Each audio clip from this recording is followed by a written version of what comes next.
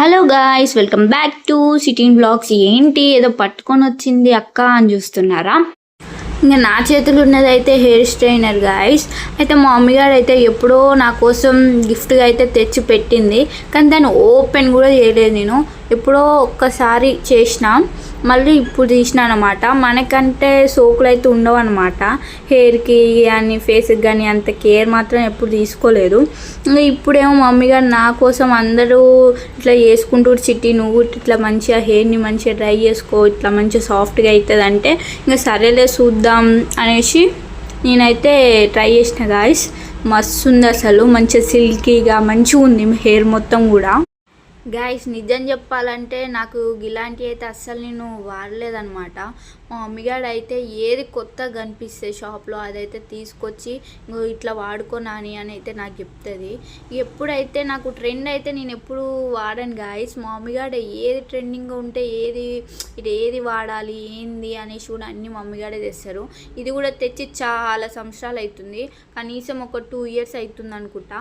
దీన్ని అస్సలు ఓపెన్ కూడా చేయలే, ఎట్లుందో అట్లనే ఉంది.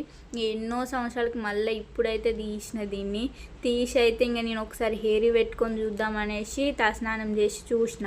అసలు సిల్కీగా మస్తు అవుతుంది అసలు. చాలామంది మా ఫ్రెండ్స్ కూడా చాలామంది కూడా కొనుక్కోవే తీసుకో చాలా బాగుంటుంది, అప్పుడప్పుడు ట్రై చేయి ఇట్లా మన ఫంక్షన్స్కి పోయినప్పుడు అన్నారు. కానీ లైట్లే బొక్క పైసలు బొక్క అనుకున్నా, కానీ పర్లేదు పెట్టినందుకు. మనకి ఎప్పుడైనా ఫంక్షన్కి ఎప్పుడైనా ఇన్స్టెంట్గా వెళ్ళాలి, మన హెయిర్ షైనింగ్ కొట్టాలి అంటే మాత్రం ఈ ప్రోడక్ట్ అయితే తీసుకోరు గైస్, మంచిగానే ఉంది.